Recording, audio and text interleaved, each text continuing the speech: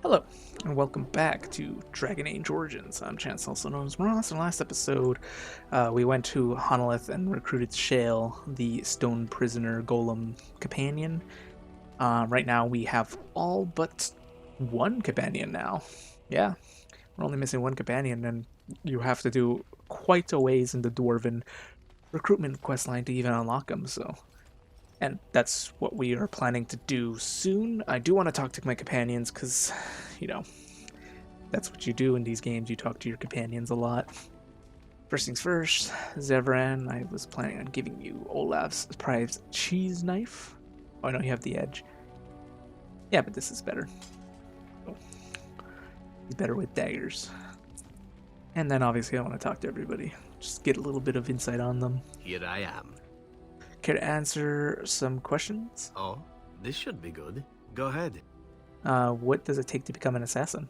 Well, the crows would have you believe that it is an involved process that takes years of training, the sort that tests both your resolve and your endurance. Survive that process and maybe, just maybe, you're good enough to start being considered one of them. But quite frankly, the truth is that all it requires is the desire to kill people for a living. It's surprising how well one can do in such a field. Does it take any special skill? I don't know about that. It's simply a slightly different skill set from your average killer as I see it. An assassin simply specializes in striking from stealth, and in maximizing that first attack to be as lethal as possible. Debilitate your foe, either by poison or by crippling their limbs, makes any follow-up combat you need to engage in that much simpler. Sounds like it could be useful. See? Getting paid for the act is beside the point. An assassin is more a tactical choice than a lifestyle. Of course, the crows like to pretend that their abilities are trade secrets, shrouded in shadows and wrapped in a blanket of mystery. So let's just keep this between you and me, shall we? Here I am. Can you answer some questions? Oh, this should be good. Go ahead.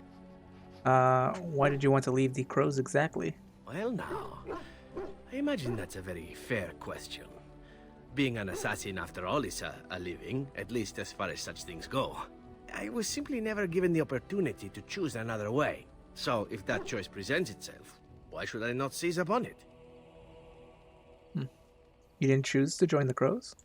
To be truthful, I didn't even know the crows existed when I joined them. I was but a boy of 7 when I was purchased. For 3 sovereigns, I'm told.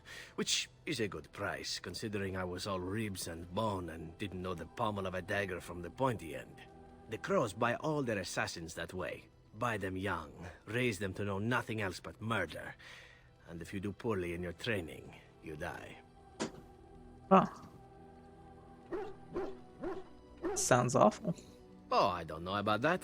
The crows who are actually good enough to survive come to enjoy some of the benefits. In Antiva, being a crow gets you respect. It gets you wealth. Gets you women. And men. Or whatever it is you might fancy. But that does not mean doing what is expected of you always. And it means being expendable. It's a cage, if a gilded cage. Pretty, but confining.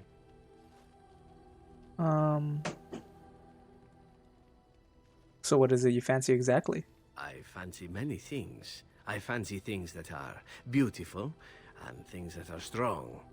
I fancy things that are dangerous and exciting. Would you be offended if I said I fancied you? No, but you needed to bother. Ah, that's too bad. I do so enjoy it when I get to be flirty. As for what I'll do in the future, presuming that there is one, I truly can't imagine. It might be interesting to go into business for myself, for a change. Far away from Antiva, of course. For now, naturally, I go where you go.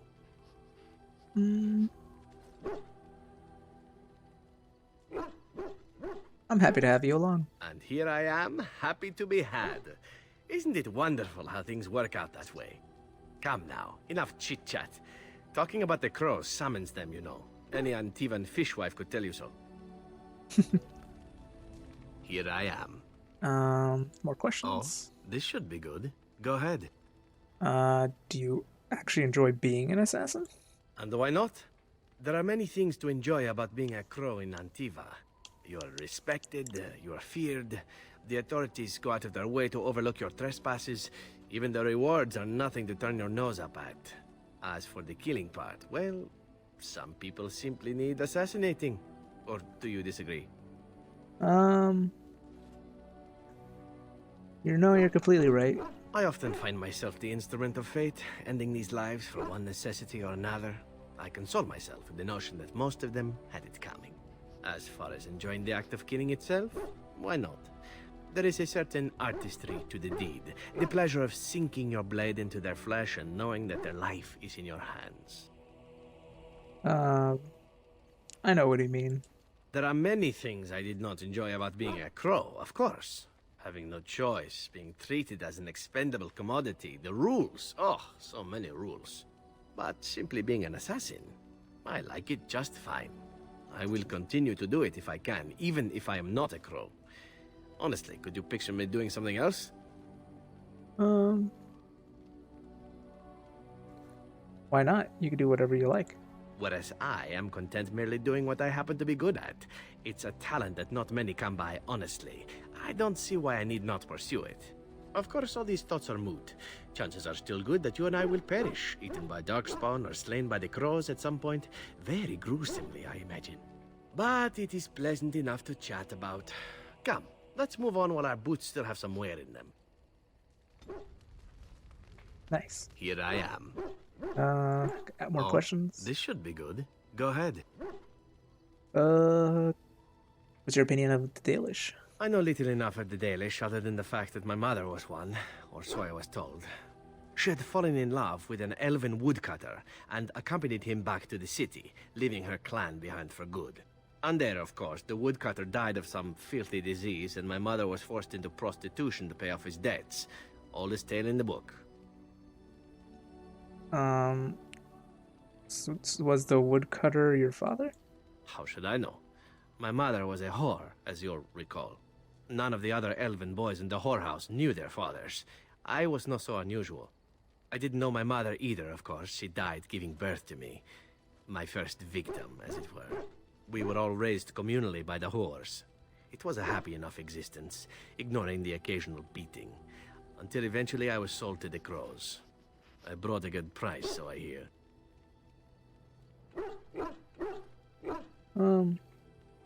So sorry for you, Zevran.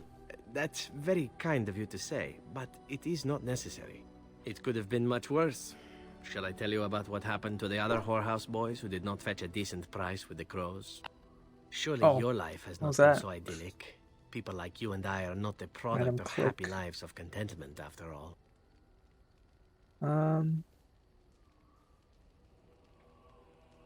Sure, life is not something. You can say that again. My original point is that my mother's Dalish nature was always a point of fascination for me. Through all the years of my crow training, the one thing of my mother's that I possessed was a pair of gloves. They were of Dalish make, I knew that much, and beautiful. I had to keep them hidden, of course, as we were not allowed such things. Eventually, they were discovered, and I never saw them again. Has there no been how do you feel about the Dalish in general? I don't feel anything about them. Oh, we heard about them in the city, even deep in Antiva. I even had the notion once to run off and join them. Naturally, the reality did not live up at all to the fantasies I had constructed as a boy, staring at those gloves. But such is life. Come, enough talk of the Dalish. Let us move on. Here I am. More questions. Oh, this should be good. Antiva. Oh, you wish to know about Antiva, do you? The only way to truly appreciate it would be to go there. It is a warm place, not cold and harsh like this Ferelden. In Antiva it rains often, but the flowers are always in bloom. Or so the saying goes. So it's like Europe? It's always raining? You don't want to go back? It's not really a matter of wanting to go back. I cannot go. At least not yet. I hail from the glorious Antiva city, home to the royal palace. It is a glittering gem amidst the sand, my Antiva city. Do you come from someplace comparable? I was born in Hiever, in the north. Oh, I have never seen that place. I am sure it has its charms and its dogs. You know what is most odd? We speak of my homeland, and for all its wine and its dark-haired beauties and the lilo flutes of the minstrels, I miss the leather the most. This I have to hear. I mean the smell. For years, I lived in a tiny apartment near Antiva City's leather-making district, in a building where the crows stored their youngest recruits, packed in like crates. I grew accustomed to the stench, even though the humans complained of it constantly. To this day, the smell of fresh leather is what reminds me most of home more than anything else. Sound like you've been away from home forever. Oh, not so long, I know. It is my first time away from Antiva, however, and the thought of never returning makes me think of it constantly. Makes Before sense. I left, I was tempted to spend what little coin I possessed on leather boots I spotted in a store window. Finest Antivan leather, perfect craftsmanship. But I was a fool to leave them. I thought, Zevran, you can buy them when you return as a reward for a job well done. More the fool I, no? Your leather fetish.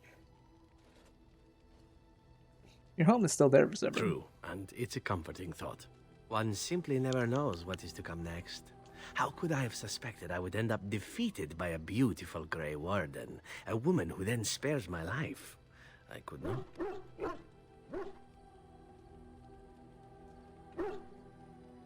Now you're flattering me. I say you are beautiful because it is true. Should I not?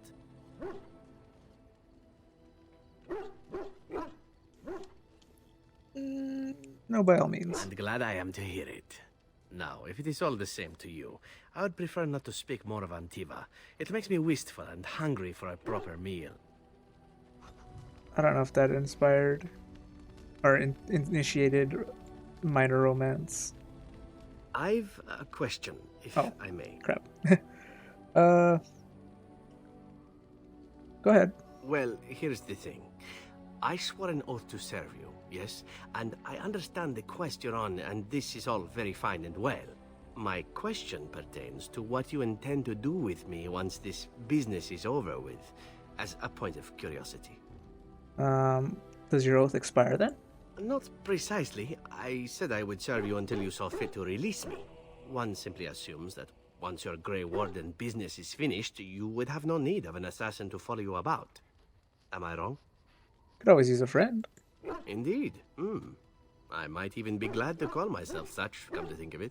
It is good to know what my options might be, but that is for another time. For now, we have much to do, yes?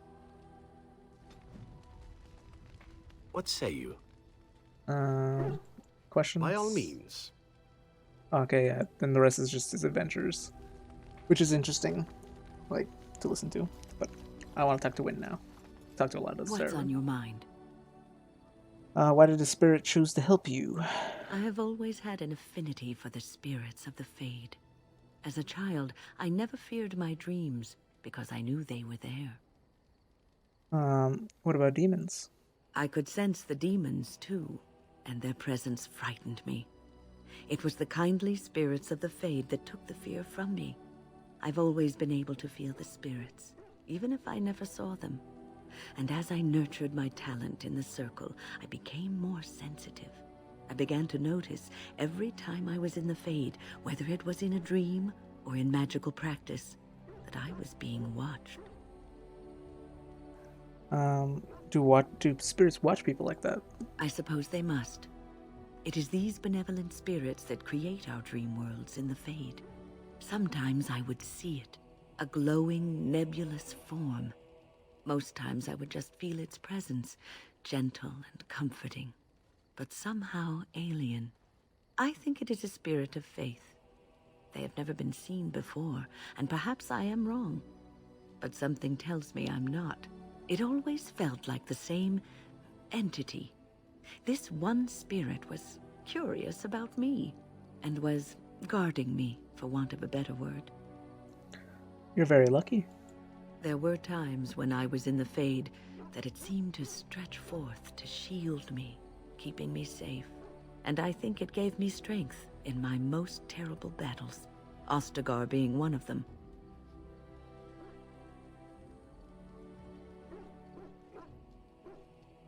I suppose it felt it wasn't your time yet. I don't know why I was chosen. Perhaps it knew that there was something more that lay in store for me. I like to think that I was given a rare chance, and I'm going to make the best of the time so generously given to me. Glad you're traveling with me. Glad traveling with me is worthy of your time. I will not lie motionless in a bed with coverlets up to my chin, waiting for death to claim me. That is not the death for me. And so I will fight alongside the Grey Warden and help prepare her for the task that is yet before her. So you had better listen to me, because I swear, if I should fall before the end and you don't seem to be doing things properly, I'll get up again to give you a good finger wagging.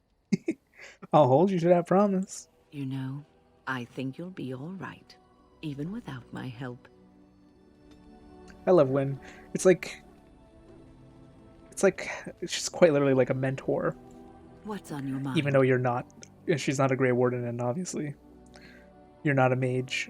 In some cases, obviously, if you are a mage, you know. Cure me? What, am I sick now? I guess death isn't an illness, is it? Even you know that you cannot cure the dead. And I'm not the only one dying. You are too. I'm just more efficient about it. Ah, child. Your concern is heartwarming. But death comes to everyone, and it is not something to fear. You're not afraid? People fear not death, but having life taken from them. Many waste the life given to them, occupying themselves with things that do not matter. When the end comes, they say they did not have time enough to spend with loved ones, to fulfill dreams, to go on adventures they only talked about. But why should you fear death if you are happy with the life you have led? If you can look back on everything and say, yes, I am content. It is enough. Are you content?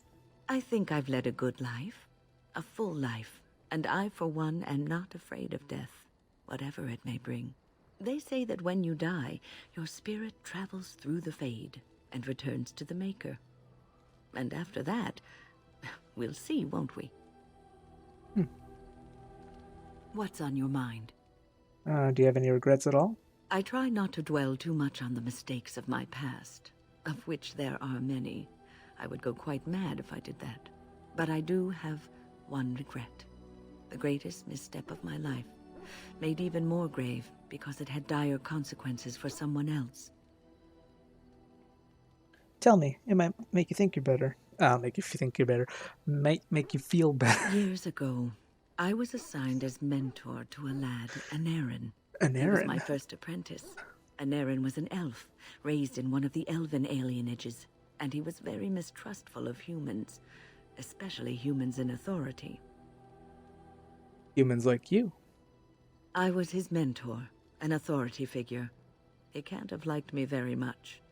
What Anarin needed was time. Time to get used to his new home, time to emerge from his shell, so we could build a rapport. I gave him no such time. I was young and arrogant. He is a mage, I thought. He needs to grow up and act like one.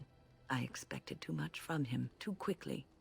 I gave no consideration to his origin or his feelings, and he retreated further from me. All I could think of was how stubborn he was, how he was throwing away all his talent and his potential just to be difficult. Was he talented? Oh, very much so. Sometimes I would catch him practicing on his own, but if I asked him to show me what he could do, he would freeze up or fumble terribly. You cannot plant crops in the cold, wintry ground. You cannot teach a student who is closed off and unresponsive. Patience is what is needed, and I learned that too late to help him. What happened to Anirin? Aaron ran away from the circle one night. I had berated him over some trivial, ridiculous matter that I no longer remember. I drove him away because of something utterly unimportant. He was a child, 14 at the time of his leaving. They had his phylactery, and they hunted him down. Phylactery? The phylactery is a vial of blood taken from a mage. But blood is connected to life, and your blood can be used to track you down. They called him Maleficar, a mage who practices forbidden magic, deserving of death. He was a child, misunderstood and lost. I begged the Templars to tell me if he suffered, if they gave him a quick death. I got no answers from them. I was his mentor, and they wouldn't even tell me what became of him.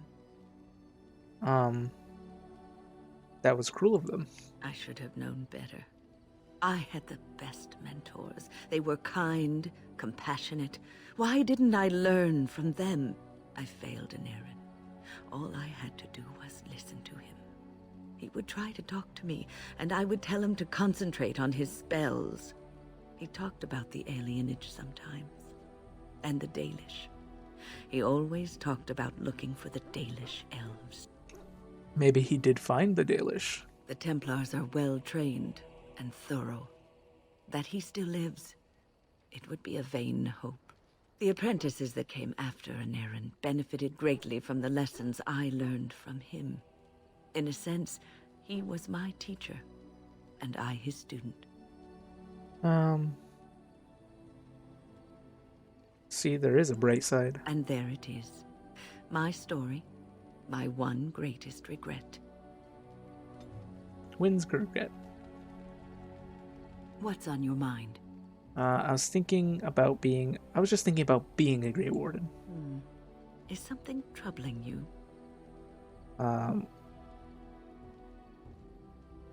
Sometimes I wish I could go back to my old life. A Grey Warden should put aside the person that he used to be. It has shaped the person that he is, but he has become something greater. Grey Wardens have no titles. They owe no allegiance to a king or lord. They cannot serve one people. They must serve them all and protect them all. You are one of the 2 surviving Grey Wardens in Ferelden. You defend all of us, and much rests on your shoulders. It may not mean much to you, but thank you for having the courage to continue to fight. I will be ready when the time comes. And that gives me hope.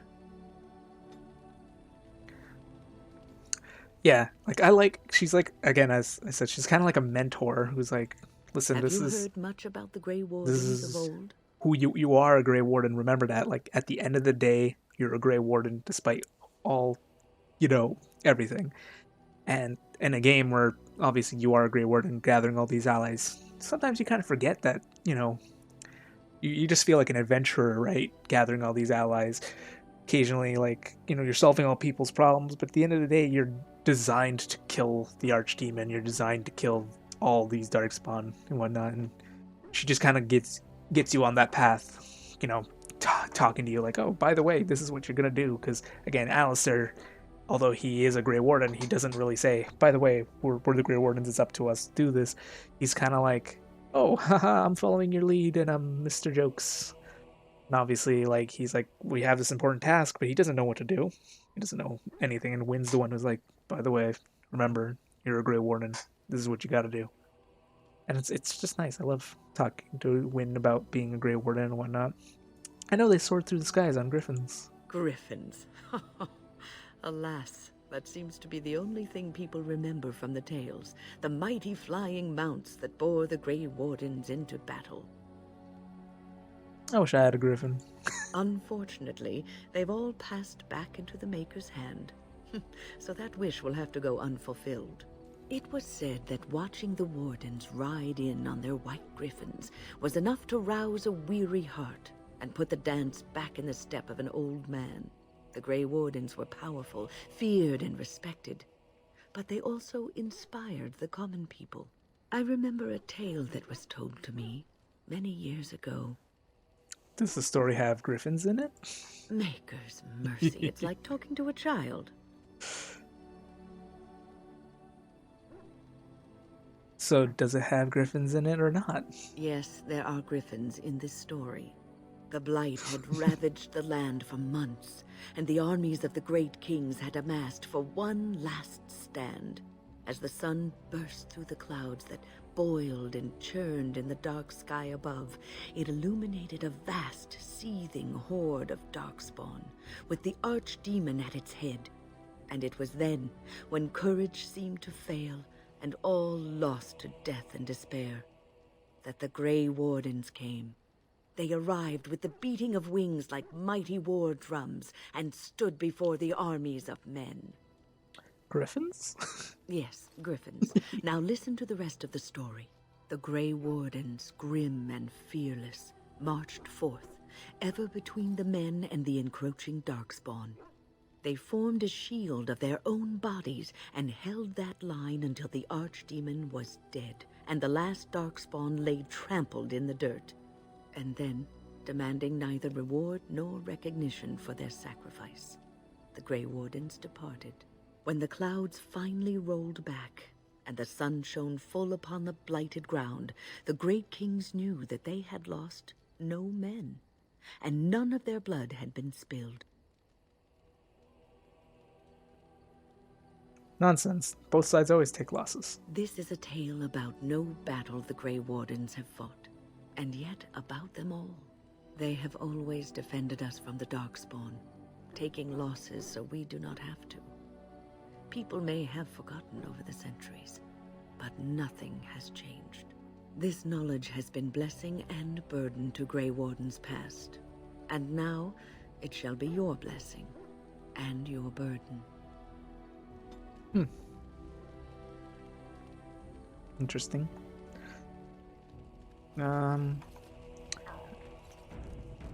Save. What's on your mind?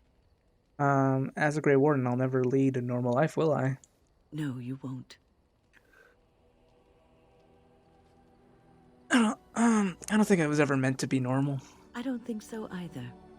You would not have been happy living a dull, uneventful life, dying in obscurity. You wonder sometimes, don't you? If your life would be better if you weren't who you are. Little. When I was a young woman in the tower, I came to the realization that the circle would be my life, and I would know no other. Family, love, a simple life. These were things that others took for granted, that I would never have. Grass is always greener on the other side. It made me very moody. All I could think of was being trapped in that tower with no way out and no end in sight. I started hating my life and myself, and one night I found myself in the tower's chapel. I was seeking refuge, maybe answers. Did you find anything? I must have looked tearful or made some noise, because the revered mother came out and decided to speak to me. And because I had no one else to talk to, I talked to her. I must have said many silly things, but she told me that the Maker puts us all on our paths for a reason, and fighting our intended course is what causes so much anguish. I think she's right. I thought the old biddy was full of rubbish. I was 15, maybe 16, and I knew everything. So I left, but I always found my way back to that chapel. And as the years passed, I began to see the truth of her words. We were supposed to be polar opposites, mage and priest. But we weren't. There was much about us that was the same. I suppose priests have given up a lot too. The revered mother had lived in the chantry all her life, as I had been in the tower for all of mine. She taught me that you can find your family in the people around you, that you can love your work and find fulfillment in duty. And there is joy even in self-sacrifice. If you put others before yourself, then their well-being is yours, and their happiness is your happiness. Won't be easy to live that way. You can scream and cry and be angry about life as a Grey Warden, or You can accept it and allow yourself to see the good in it. This is your choice. What's on your mind? Okay, she has It is no... a circle left to talk about. Do you want to hear some of Leliana's stories? Something I can help with? I'd like to talk to you about something. Yes? What's on your mind? You're a traveling minstrel? Do you have tales to share? Of course I do. I love stories far too much to keep them to myself. Everyone should be able to benefit from them, I think. Tell me about the Darkspawn. Chantry lore says it is man's pride that created the Darkspawn. In ages past, the mages of the Tevinder Imperium ruled much of the world we know. In their pride, they thought their magics invincible and imagined that they were greater than the Maker himself. So thinking, they invaded his golden city, planning to take it for themselves and depose their own creator. But they were impure and full of sin. And it is with the sin that they tainted the golden city, corrupting it forever. The Maker cursed them and cast them from his sight. Wherever they went, they spread the taint of their sin. Any land that was touched by the taint became blighted and would suffer no life. Instead, the Darkspawn arose to torment us and remind us of our hubris. Interesting. Know any stories from Orlais? Of course, Orlesians enjoy telling stories. I shall tell you my favorite tale of Aveline, the Knight of Orlais. Go on. Go ahead. A long time ago, a Go girl ahead. child was born to a farmer. He had hoped for a son, not a daughter, and so he told his wife to abandon the child in the woods. Before the cold could claim her, the baby was found by a tribe of Dalish elves who took pity on the poor mewling thing and raised her as their own. Aveline, for that is what they called her, grew strong and quick and clever under the guidance of the elves.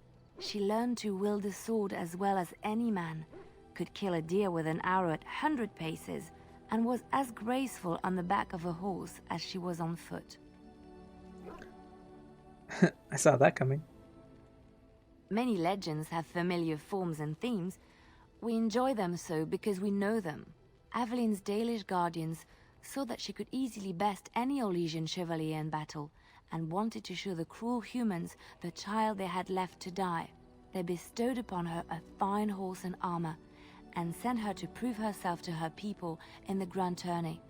Now in those days, no woman was allowed to take up arms, let alone compete in the grand tourney, but Aveline kept her helmet on and was not discovered. Did she win the tourney? Aveline won many events and gained the approval of the adoring crowd. Eventually, she came face to face with the knight Kaleva in the grand melee. Aveline had already bested him in the joust, and Kaleva was determined not to lose a second time. Out of desperation to regain his honor, Kaleva tripped Aveline and tossed her to the ground, ripping off her helmet as he did so. Silence fell upon the arena as Aveline was revealed. Kaleva declared the previous competitions invalid. A woman had taken part, and this was not allowed. But the crowd cheered for Aveline. Kaleva was furious, for he had lost to a woman and was now being shamed. Blinded by his rage, he forced Aveline to her knees. "Know your place, woman," cried he, and slit her throat. That's terrible. The son of the king, Prince Freyan, was present. He recognized Aveline's skill and bravery and began to see the injustice done to the women in his land. When he was made king, he rewrote the laws of Orlais so that women could also become chevalier. He honored Aveline and knighted her after her death. And to this day, any female who is knighted reveres Aveline the Brave, for she is the patron of all women chevalier. Interesting. Do you know any Ferelden legends? I know one, told to me by my mother a long time ago. It always chilled me to the bone. Maybe you have heard of Flemeth? I met Flemeth in the Kokori Wilds. Are you sure? Was she the Flemeth of legend? Flemeth, the devourer of men? Flemeth, mother of witches? Flemeth, demon-touched, who dwells in the mists?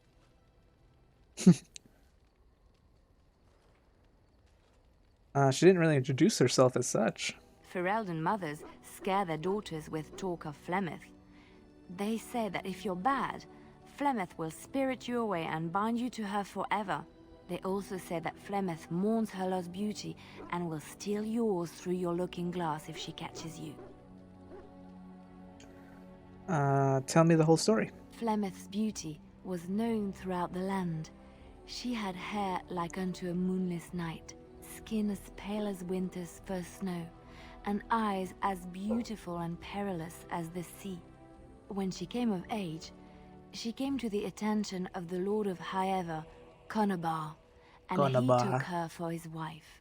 Conobar soon Wait a learned minute. that his young bride had the gift of That's my magic. descendant. He Or, kept this a not secret, descendant, my for ancestor. he feared that she would be The other way taken around. from him. Flemeth stayed with Conobar for some years, and with his blessing, she practiced her art. And then one day, a young poet named Osen came to the castle. Flemeth was captivated by Osen's voice, and he by her beauty, and they fell in love.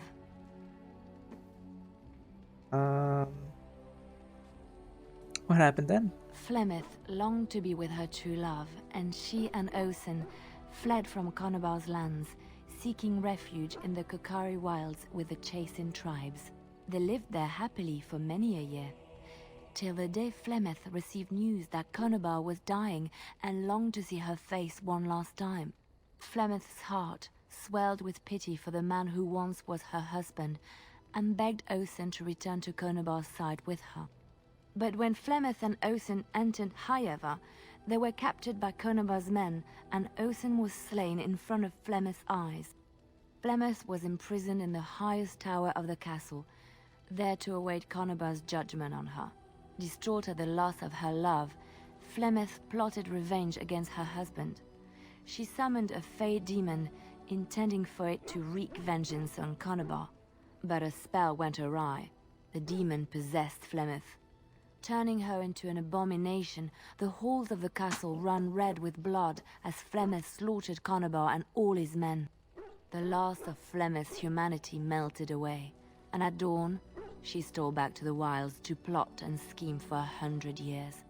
They say she took to her side many Chasing men, and with their help, begat her daughter witches, who even now prowl the dark places of the Kokari wilds. Well, we know different now. There's another story I wanted to hear. Which one? Do you know anything about the Dalish? I have heard a little about how the elves gained their freedom from the Tevinter Imperium.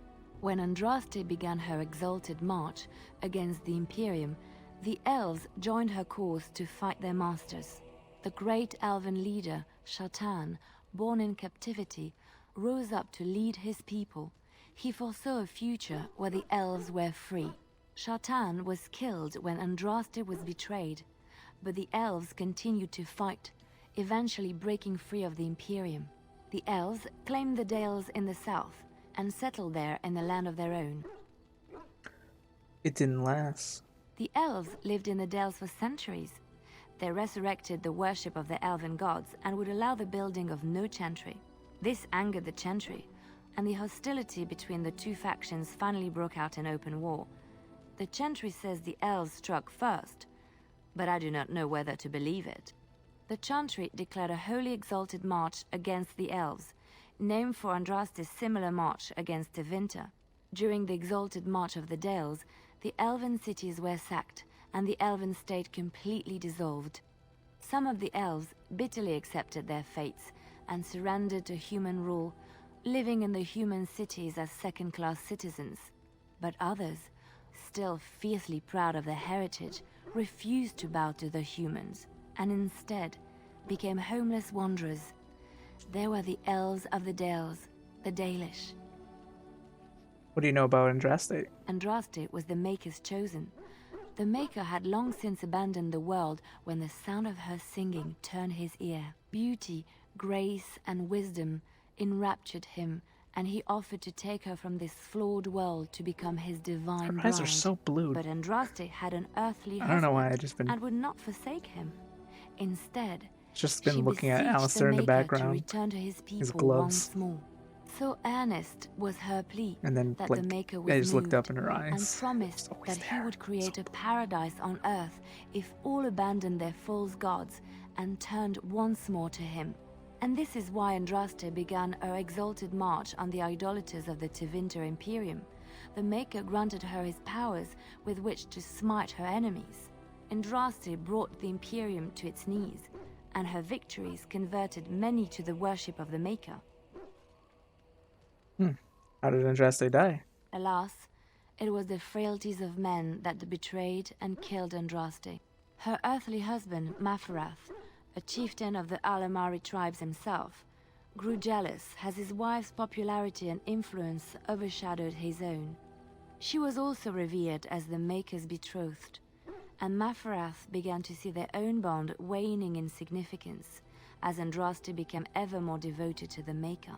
Out of envy and spite, Maferath made a pact with the Archon Hysarian of Tevinter, allowing his beloved Andraste to be ambushed and captured.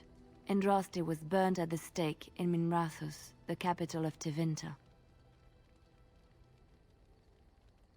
But Tevinter has a chantry, doesn't it? The Tevinter chantry claims that in Andraste's last moments, Hysarian's heart softened, and he heard the voice of the Maker telling him to end her suffering. He plunged his sword into her heart, Sword of Mercy. and as her blood washed over his hands, he became one of the faithful. Dissenters said that the Archon only converted because he could not stem the tide of Andraste's cult, and was forced to do so to stay in power. We will never know for sure. Let's move on. Massive cunning. I know if I talk to Alistair, he's going to be like, what do you think of our companions? So I'm going to avoid talking to I him for see now. it found some augmentation crystals. I was not even aware it knew about them. Well done. So, Apparently what there does were it in think? some notes. They don't make me look any wider, do they? I find I'm already too wide as it is. No, they're quite slimming. It must be the vertical pattern it put them in. Did it know to do that? It must have. I think it should find some more as soon as possible. I want to glitter from ear to ear, so to speak. I've watched a lot of humans in my time. It should be aware that I've decided that it is not much like any of them. That's super. Thanks, Shale. Surely it must come from some superior lineage, yes? Some breed of flesh creature that has decided to elevate its genetic stock above its natural shortcomings? My father was Terran of Highever. Oh, then that must be it. I knew there had to be some reason, it being a human and all. I would appreciate if it didn't spread around that I said anything. Humans might start to get the wrong idea. They might start thinking their race is not completely hopeless. Well, and we wouldn't want that. Indeed. Can it imagine the horror? Oh. Now, let us crush something into a fine paste before it starts to think I've gone all soft. Perish the thought. It speaks. I would have expected golems to be different. Different? Different than what? Different than a statue? Different than a log? Should I talk in a monotone? Yes, Master, I exist to serve the Master. I shall kill for the Master and only for the Master. Perhaps it expected me to have a booming voice. Recite limericks. I can recite limericks, if it likes. Are they dirty limericks? Mostly they involve slaughtering pigeons in creative and invasive manners. I have never met another golem. I have no idea what one might be like, or why I wouldn't be like them. Why? Has it met other golems? Did they not sound as I do?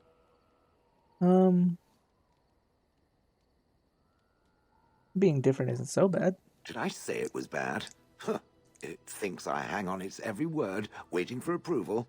I don't know what other golems might be like, but I am already superior by virtue of my free will. This is a good thing. I agree. Being a golem would be handy. Imagine the benefits. No need to eat or sleep or perform other functions. Walk underwater, crush the heads of every opponent. The possibilities are limitless. Barring the occasional 30 years or so of paralysis, there's little to compare. Now stop talking so much. The wagging of its moist little tongue is distracting. It speaks. I have some questions. It doesn't have better things to do. Are those crystals in your skin? I like to think of them as accessories. Do all golems have them? I suspect that it is an art that was practiced when golems were more, commonplace. My former master collected whatever lore he could find on the subject. He searched far and wide to collect what crystals he could and then added them. It is not an unpleasant sensation.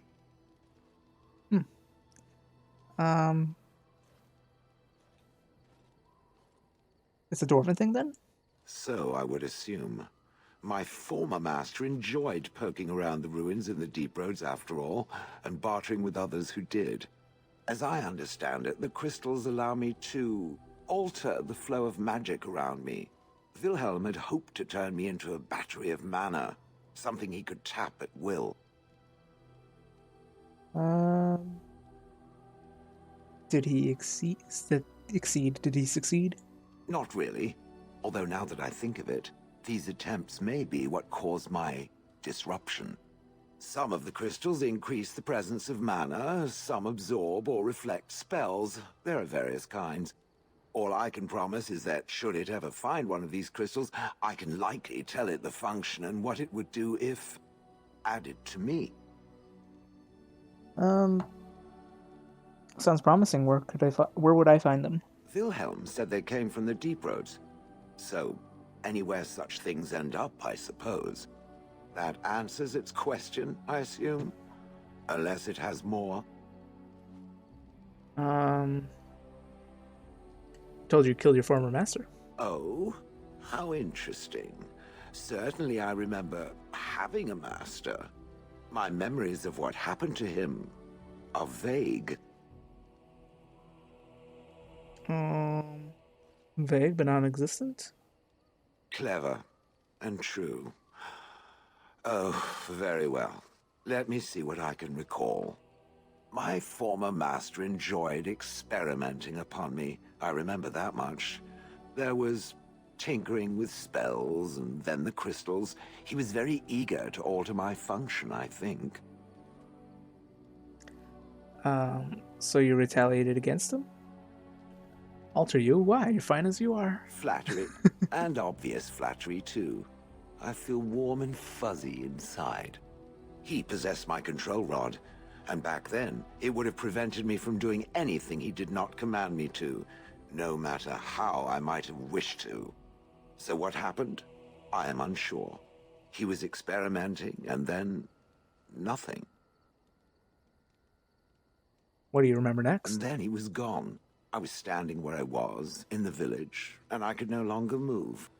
The villagers came, poked and prodded me in fear, and then realized they could neither move me nor destroy me, so they simply left me. And in time, I forgot I hadn't stood there all along. Didn't you wonder where he'd gone? Wonder? I was glad that he was gone. For so many years, I'd had to leap to that little toadstool's every command. Get this, pick up that, put it down, pick it up again. The gall! At first, I'd hoped he'd simply decided to leave me there paralyzed. An acceptable trade-off. After years passed, I simply stopped caring. Sounds like you had a good rest. I think I was ready to move on. Another few years and the moss would have covered my face. And then where would I have been? Whatever the mage did seemed to render the control rod useless, for which I should be thankful, yes? And provided it doesn't decide to copy his experiments, not that I would allow it, it is nothing to fear from me. Much. Sounds good to me. The things that it fights, and it fights things often, that is a different story. Let us get back to the walking and the fighting. My stone is beginning to itch again. What do you have, by the way? Fire resistance. Fire damage. Converts all damage to fire damage. I should take that off. Maybe give it lightning damage. Oh, that's armor.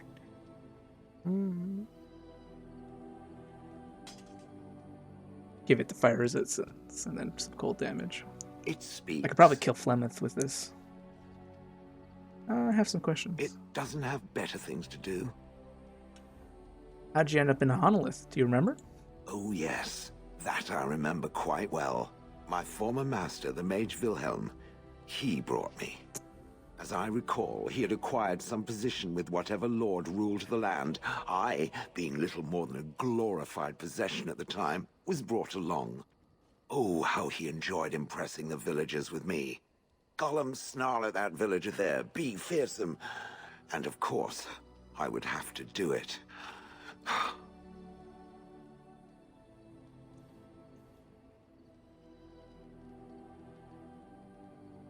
I thought you would enjoy scaring humans. I'd have happily stomped them all into paste, and then ripped down their little houses and stomped on them, too. In fact, after 30 years of watching them, I'd do it twice. What I didn't like was being ordered to do it.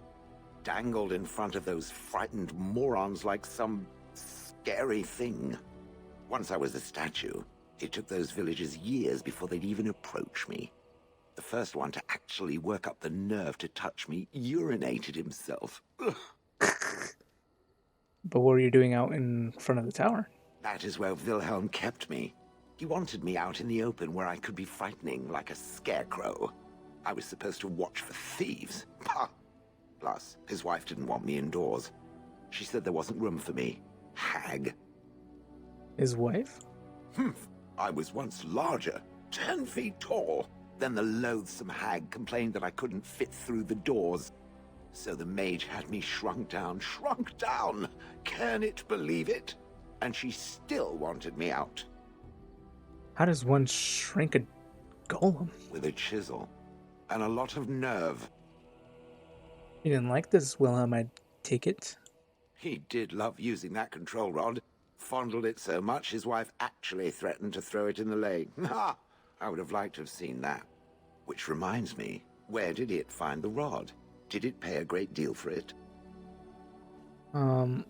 Wilhelm sold it. Wife sold it, I believe. Hag. Do you remember anything before Honolith? I traveled with the mage. Only? He did a lot of traveling, I remember that. But where we went, it is rather fuzzy.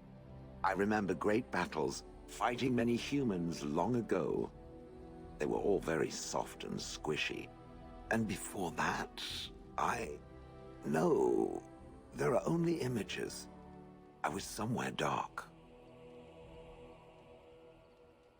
How old are you Just how old are you exactly? I have no idea. Wilhelm used to brag that the dwarves stopped making golems centuries ago. I do not age as you soft creatures do. Sadly, my memory is no better. Plus, I get bored and stop paying attention. Interesting, I'm done asking about that. Good. I was just about done talking about it.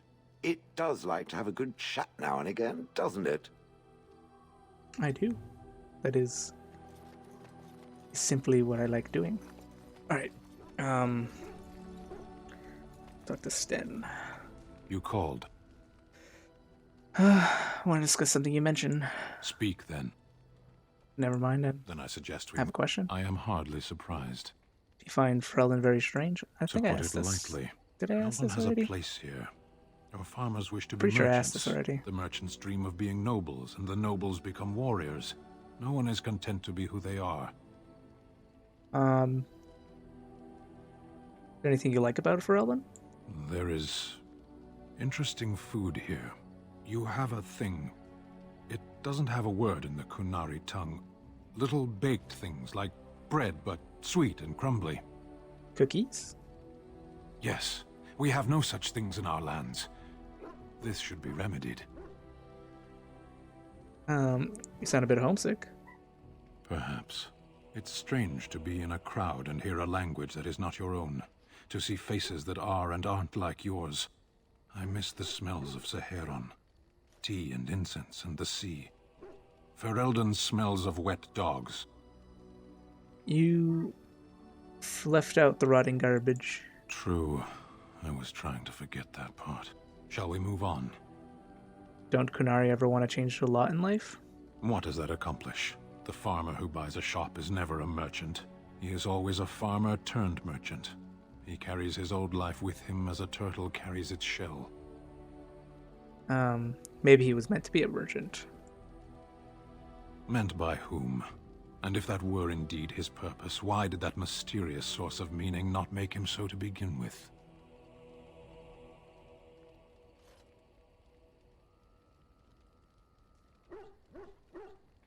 How do you find your purpose if you don't look for it? You can learn to find it in doing your duty, in serving your people. There is no need to search for it. Shall we move on? Let's go. As you wish. Interesting. Oh my god, plus 15. Was not expecting that.